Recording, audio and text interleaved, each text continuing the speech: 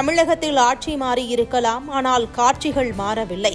திமுக அரசு தொலைக்காட்சிகளில் விளம்பரம் செய்தார்கள். தாவேக அரசோ சமூக வலைதளங்களில் ரீல்ஸ் மூலம் ஆட்சி செய்கிறார்கள். உண்மைக்கு புறம்பான விஷயங்களை சமூக ஊடகங்களில் விதைத்து தாவேக அரசு தவறுகளை மறைத்து வருவதாக குற்றச்சாட்டு எழுந்துள்ளது.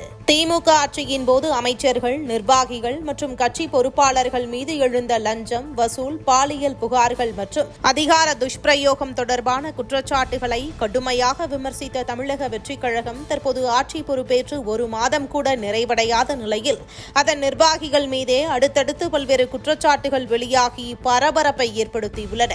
சமீபத்தில் கடலூர் மாவட்டம் காட்டுமன்னார்கோவில் அருகே உள்ள கண்டமங்கலம் பகுதியில் அரசு அனுமதியுடன் விவசாயிகள் வண்டல் மண் எடுத்துச் சென்றபோது தமிழக வெற்றிக் கழகத்தின் கடலூர் தெற்கு மாவட்ட இணைச் செயலாளர் புலவேந்திரன் வண்டல் மண் எடுப்பதற்காக 1,00,000 ரூபாய் கேட்டதாக சில விவசாயிகள் குற்றம் சாட்டினர்.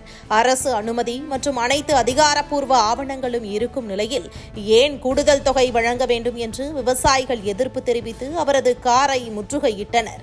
இந்த சம்பவத்தின் வீடியோ சமூக வலைதளங்களில் பரவி பெரும் விவாதத்தை ஏற்படுத்திய நிலையில் சம்பவம் குறித்து உரிய விசாரணை நடத்த வேண்டும் என்று பொதுமக்கள் கோரிக்கை விடுத்துள்ளனர். மேலும் ராமநாதபுரம் மாவட்டத்தில் வேலை வாங்கி தருவதாக கூறி பெண்ணை ஏமாற்றி பாலியல் வன்கொடுமை செய்ததாக 2 தாவேகா நிர்வாகிகள் கைது செய்யப்பட்ட சம்பவமும் அதிர்வலைகளை ஏற்படுத்தியது. மேலும் சென்னை ஆலந்தூரில் தாவேகா நிர்வாகி ஒருவர் மீது இளம்பெண்ணுக்கு பாலியல் தொல்லை அளித்ததாக போலீசார் வழக்கு பதிவு செய்தனர். சேலம் மாவட்டத்தில் தாவேகா நிர்வாகி ஒருவர் பல பெண்களுக்கு பாலியல் துன்புறுத்தல் செய்ததாக எழுந்த குற்றச்சாட்டும் மாநிலம் முழுவதும் பெரும் சர்ச்சையை ஏற்படுத்தியது.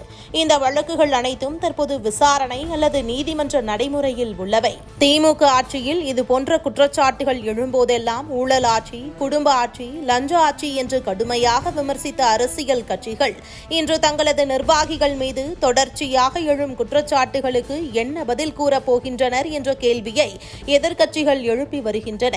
ஆட்சி மாறியது தவிர அரசியல் கலாச்சாரம் மாறவில்லையா? வாக்குறுதிகள் மட்டும் மாறினதா?